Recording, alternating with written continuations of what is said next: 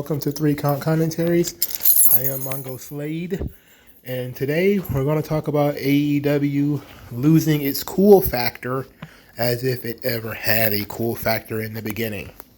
So No DQ posted an article, an opinion piece by a gentleman by the name of Christopher Connor, who says AEW lack of cool, it's now the promotion of wrestling dorks and geeks, as if it was ever anything else.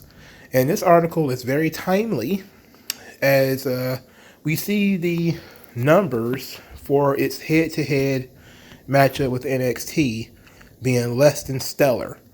329,000 viewers. And you may say, Mongo, they changed nights. It was on Tuesday at 9 o'clock, not Wednesday at 8 o'clock. That is a problem. It's like, maybe, but it's a one-day difference. It shouldn't be that big of a deal.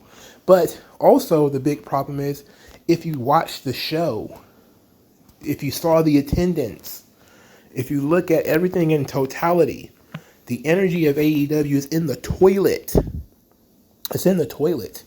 But I want to go through what Christopher Connor has to say, and I'm basically going to say that I disagree with a lot of what he's about to say, but there is some merit to it.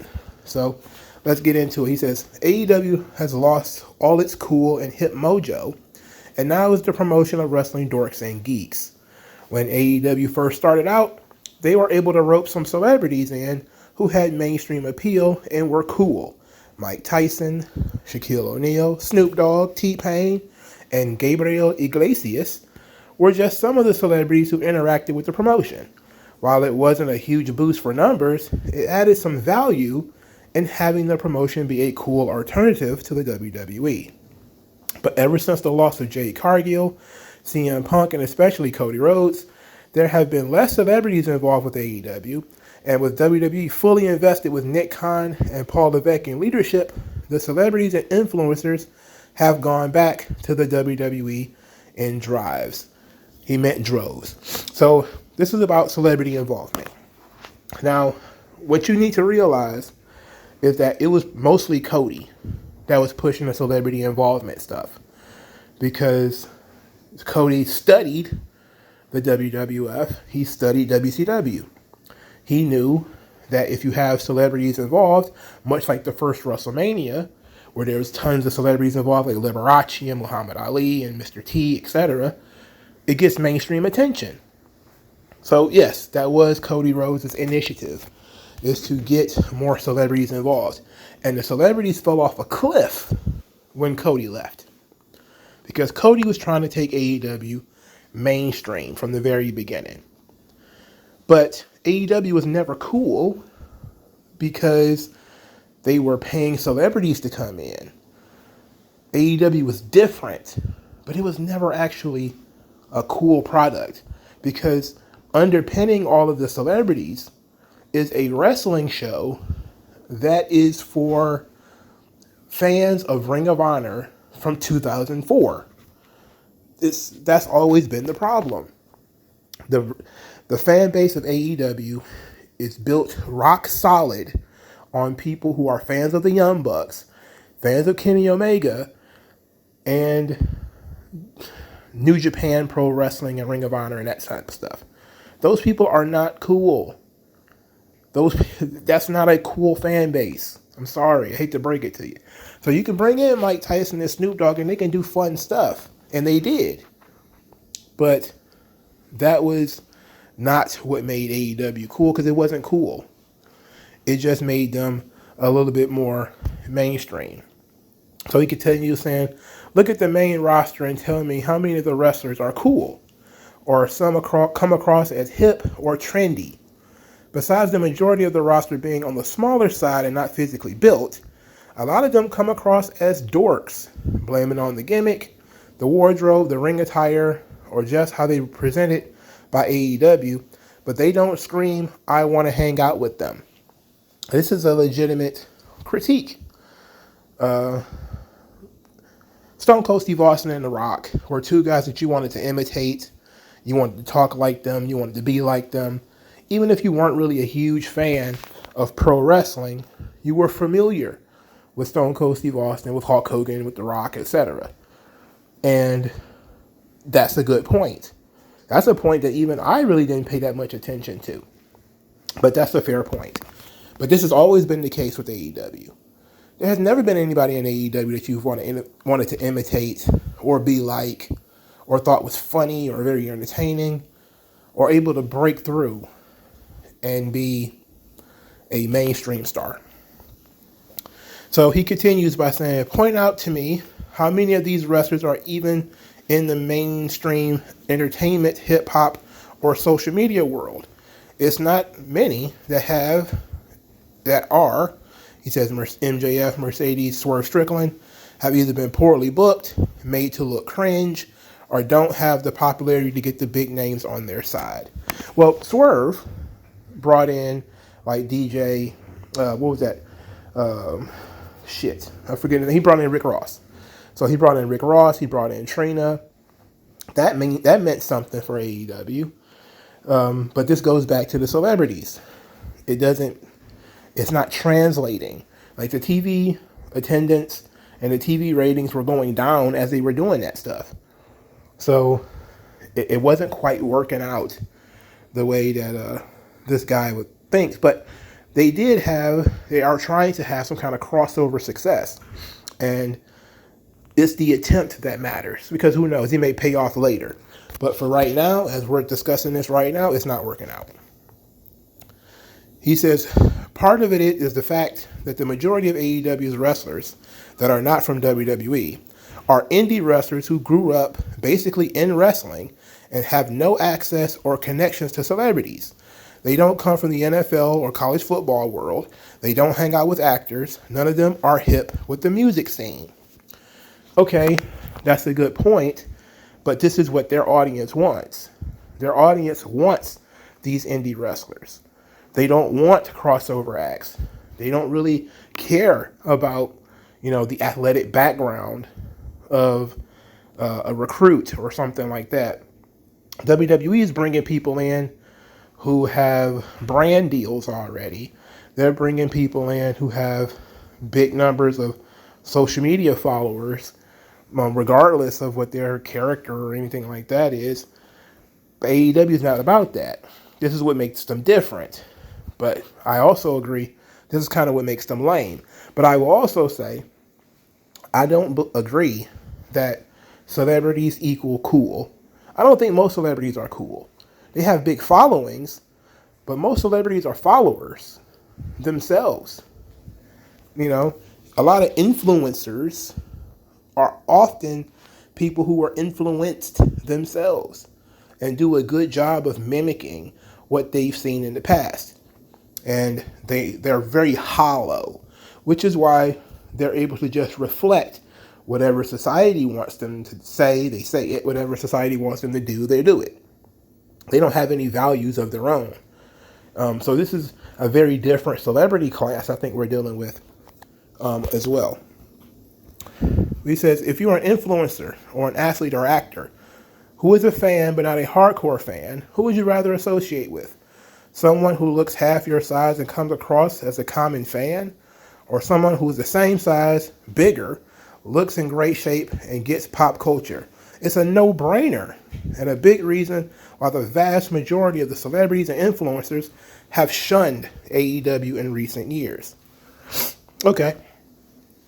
So he says, and then there's the owner-president of the company himself, Tony Khan, who is the opposite of cool. I get that everyone likes Tony in AEW, and he's a nice guy. Is a friend to the wrestlers and a nice boss, which is fine. But to many, he comes across as just a guy who is not a real people person in how he talks, how he acts, and how he behaves when a camera is on him. Now, this is where we're going to get very interesting, because Tony Khan walking around all the other NFL executives with that neck brace on and them basically giggling at him made him look like the most cringe dude on earth. All right. Super cringe guy. I don't know. I get the attempt. I respect the attempt. but he looked cringe being in NFL films and stuff like that, talking about taking a power driver. It just looked weird. So he continues talking about Tony Khan, saying he doesn't have the smoothness, the coolness, or even suave demeanor that helps attract people in casual conversation. He is not a guy you hear is the life of the party, reaches different groups of people, or someone who is very worldly or interesting. He is a sports nerd who loves pro wrestling, is big into numbers, and not someone who is the life of the party.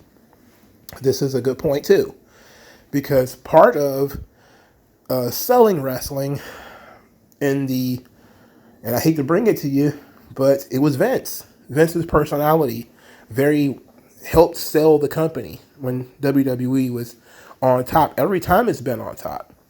You know, Vince's willingness to go out there and look silly, his willingness to interact with the talent, his attitude, all this sort of stuff. It was a boon and a bust. Clearly, it became a problem as his behavior started to shift a little bit. But Vince McMahon being a bombastic personality really does help drag people into the WWF, because they were like, this guy is the boss and he's the most cartoonish of them all. You know, you think that the clown and all these guys are crazy. Wait until the guy with the suit who actually literally cashes the checks come out. You know, he's a psychopath. And he brings entertainment. He's an entertaining personality. But Vince was a lot older, you know, and this was one of the things that I think is very interesting, is that Tony Khan's significantly younger than Vince, like 30 or 40 years younger than Vince. He should be more tapped in to what's going on in pop culture. He should be more tapped in to what celebrities might be interested in doing stuff in AEW. But he's not, you know, which is very weird. But this also speaks to what the writer is saying in terms of Tony Khan being an awkward guy. That he said he's a sports nerd, but I'm not even sure that's the case. I've never seen a more unathletic sports guy ever. Usually some guys who are into sports at least can do 10, 15 push-ups. He's talking about various people like Jerry Jones, Robert Kraft, Donald Trump, Dana White, etc., and how, you know, what kind of personalities these guys have. And they're all really good options. But you see he avoided Vince. He says that all those guys also reach different groups and can almost be comfortable in any situation, any place with anyone. They have the ability to connect with people, get people's ear, and are able to charm a crowd with a story while talking business. Like them or hate them, you have to hear them as they captivate a room. But I also want to add this. They're absolutely fantastic bullshit artists. The Rock, you can throw 70% of what The Rock says in the garbage. It's bullshit. Same thing with Dana White. You could throw most of what they say in the garbage. All right? It's absolute bullshit. But they do a good job of appealing to blue-collar people and the white-collar people, being able to connect wrestling fans and people are into sports, or people are wrestling fans but also into movies and, you know, whatever.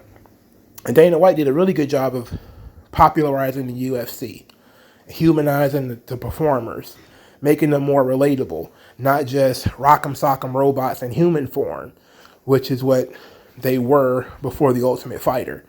By actually engaging with the fighters' personalities, he actually made that sport. And being a personality in himself, he rose along with that sport. Now, in terms of Jerry Jones, I know a lot of people, they're not a big fan of Jerry Jones, the owner of the Dallas Cowboys. They're not a big fan of him. He's also a card and a personality. Same thing with Robert Kraft, who is the owner of the New England Patriots. But I get his point. You know, these owners, they're, I don't want to say men's man kind of guys, because they still do things that people don't agree with, like Robert Kraft with the massage parlor, or Dana White smacking his wife. You kind of want to, you know, be careful of those kinds of guys. And you don't have to worry about that kind of stuff with Tony Khan, but to a degree, Tony is too safe, and people kind of, they feel like they can treat you a certain way when you're very safe, when you're quiet, when you're unassuming, so that is a hurdle they're going to have to cross over. He says, he's talking about celebrities a lot. But he says, how many celebrities do you think look at Darby Allin, Daniel Garcia, the Young Bucks, and think they are cool? Not many. And a lot will probably look at Tony Khan and just think, hard pass. For the doubters who will say it takes time and that AEW is still new, the argument is guys like LA Knight and Joe Hendry who didn't need 5 years. They understood how to connect to crowds, reach different audiences, and exercise an aura that they are just cool and hip. Unfortunately, this doesn't work because LA Knight's in his 40s and has been working for over a decade, and so has Joe Hendry. Joe Hendry is almost 40, and he's been in the business over a decade too. So this is not like some overnight success kind of thing. These guys did not just pop up on the scene and now they're superstars. It took time, so, and lots of time, more time than AEW has existed. So I have to not give him that point. He says AEW, with the loss of Cody Rhodes, Punk, and Jade, especially with their contacts that left with them, and in the last few years, they've had trouble getting it back and developing new contacts. Then he starts talking about the Costco brothers. I'm guessing some kind of TikTok thing that they got going here. Who cares about? I don't know enough about them to even have an opinion. All I know is some of those guys who eat food on social media. I don't see that as a talent. I don't see that as a skill. And I don't think it's entertaining. So that's just me. He continues by saying, it's a problem for AEW as more and more as they come across as a cringe wrestling promotion that nobody wants to associate with. The wrestlers look cheese or small. They thank Tony Khan and AEW as they come across as rah-rah. A lot of them have bodies that are close to average rather than athletes, and they look like cosplayers rather than wrestlers. That's very true. So that's near the end of his article, so pretty much he had made his entire point. So let's wrap this up. When you look at the competition between NXT and AEW, the one thing that kind of jumps out at me is, even though there's network TV and it's cable, there was almost no dip. There was no significant hit to NXT when Dynamite started. That's the big thing. Did I expect NXT to win anyway? Yes. But there was no significant dip in NXT when Dynamite started, which means that there was nothing they could do on Dynamite that was going to get people to stop watching NXT. So that's, to me, the most offensive part. When you can't even put a dent by starting an hour into the show, and it wasn't even like the greatest episode of NXT either, but you started an hour into NXT as the main event was set up, as they've been doing stuff on TV, they've been having matches already. I think they even did a title switch already, and you couldn't even get a good chunk of those people to leave. That's problematic. That's problematic. And for me, AEW was never cool. But what was the draw? Well, the part of the draw clearly was people being frustrated with the WWE. That's always going to be the draw when WWE is the only one at the top. But that wasn't it. There was also an energy to the AEW product. It was fresh. It was different. It was new. They were trying different things. They were taking risks. But as they settled into their groove, people became immune to the hot shot booking. We became immune to the high flying. We became immune to the blood every week.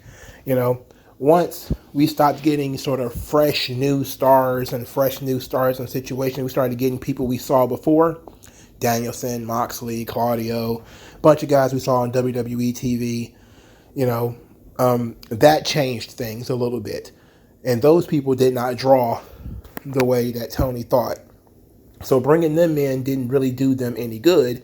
Instead, it's caused nothing but harm, as it's displaced some of the people that the crowd was getting into, that the people were interested in. When you look at the roster change, you know, that was the issue. But I think a big problem here is that the AEW fans were always fickle. They were always people who jumped from WWE to Ring of Honor, from Ring of Honor to New Japan, from them to PWG, and forth and back again, you know. And that audience eventually is going to get burned out on your product. They got burned out on TNA. They got burned out on Ring of Honor. They got burned out on New Japan. And now you've burned out everything because AEW is a national promotion. They are poaching now the best from NWA at first. Well, first they were poaching from MLW. That's how they got Brian Pillman and MJF. Then you poach from NWA. Then you poach from Japan. Then you poach and buy from Ring of Honor.